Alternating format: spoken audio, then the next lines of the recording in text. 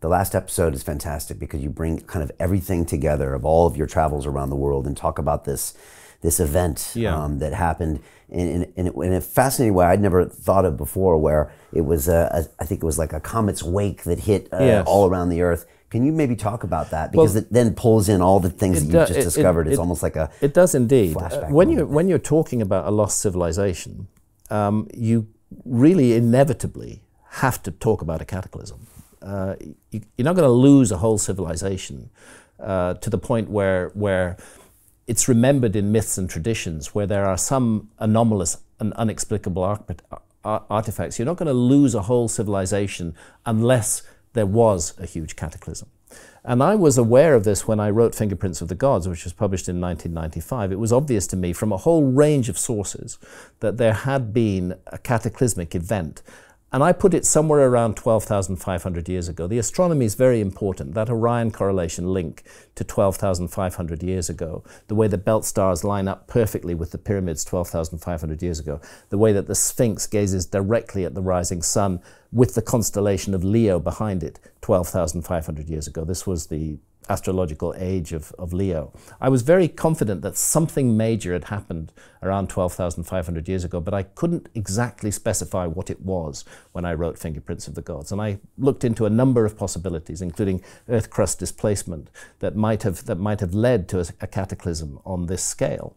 I was not to know that 12 years later, a team of scientists in the United States would come out with evidence of a massive global cataclysm that unfolded over those 1,200 years between 12,800 and 11,600 years ago, exactly the window that I had indicated in Fingerprints of the Gods. And they had very strong evidence for the cataclysm, not just myths, not just traditions, not just astronomy, but physical evidence on the ground. And that evidence takes the form of a layer in the Earth called the Younger Dryas boundary layer, which is filled with objects that can only result from an asteroid or a comet colliding with the Earth or air bursting in the sky above the Earth. And these objects include nanodiamonds. They're created by the tremendous shock and heat of the impact. They include carbon microspherules. They include quartz that's been melted at temperatures of more than 2,000 degrees. They include iridium. They include platinum. All of these are relatively common in comets and relatively rare on the Earth. And their presence in this boundary layer speaks of a massive event which took place all over the world, not just in one spot. So it started with a team of about 60 scientists who began to put this work into the public domain from the year 2007 onwards. And then were joined by astronomers who had been aware for some time of evidence that a very large comet entered the inner solar system about 20,000 years ago. They reckon it may have been as much as 100 miles in diameter. These comets come from deep space. They come from an area called the Oort cloud or the Kuiper belt, and they're drawn in by random gravitational forces. They enter the inner solar system, and they can go on an Earth-crossing orbit when that happens as they go into orbit around the sun. The evidence was that one of these comets entered the inner solar system about 20,000 years ago. And then it began to do what all comets do. This is a universal feature of comets. Every comet does it. When they enter an area of gravitational force, they start breaking apart into pieces. They start fragmenting. So your 100-kilometer single object is quite unlikely to collide with the Earth because it's a single object. But if you start breaking that down into thousands of objects, some of which may be 1 kilometer or 2 kilometers in diameter, some of which may be just the size of your fist, if you start breaking it down into a debris stream of thousands of fragments, a stream that then spreads out and becomes very wide, suddenly you have a hazard that the Earth is crossing, in fact, twice a year, which is extremely dangerous to the Earth. And the argument is that it's the meteor stream that we call the Taurid meteor stream today.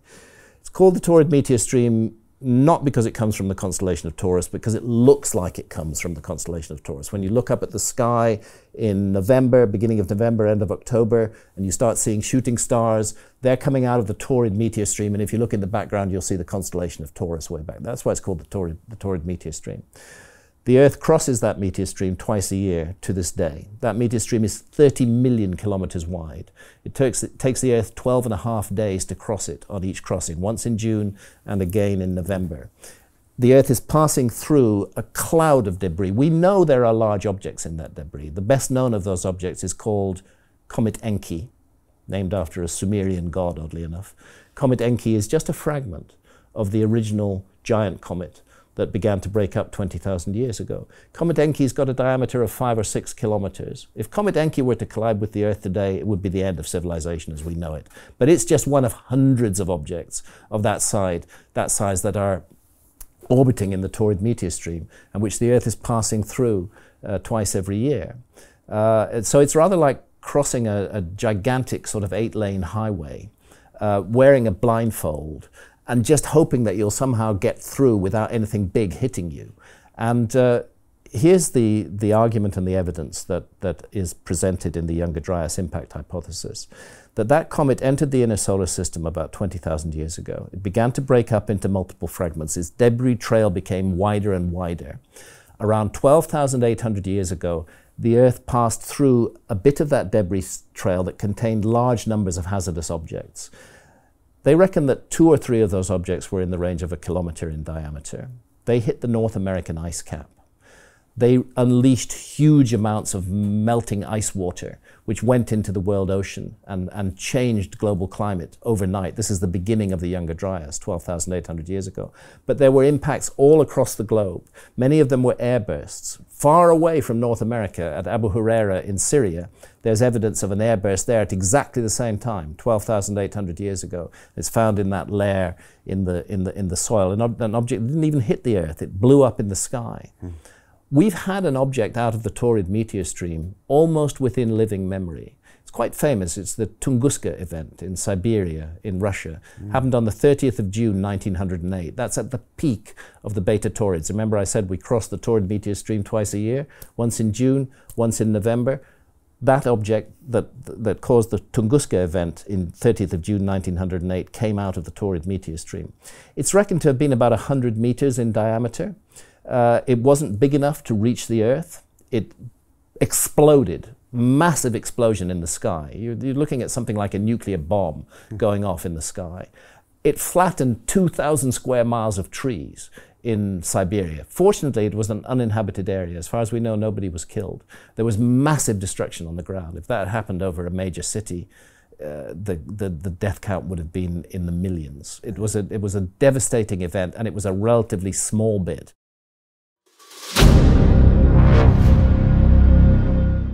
I'm looking for partners, collaborators, colleagues who want to join forces with me around the globe and create real value, generational wealth, and financial freedom for everyone else around the world.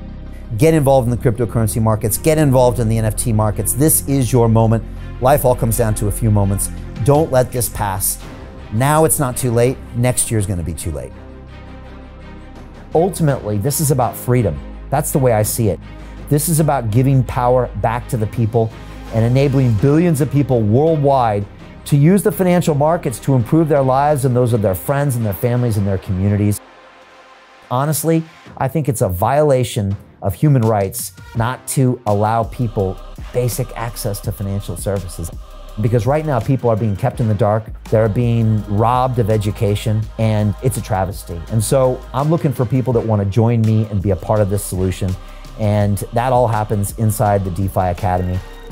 The gains my students are making are absolutely amazing. Double, triple-digit gains in the first month alone. That's amazing. This will change your life. Now is the time to get involved. I'm going to tell you exactly how my students in my academy made money in the last 30 days. I'm talking about real trading results. And let me just whet your appetite a little bit. Let me hit you with some numbers. I'm talking Brendan from New Zealand is up 68.77% on the month. Steve from Europe up 83%.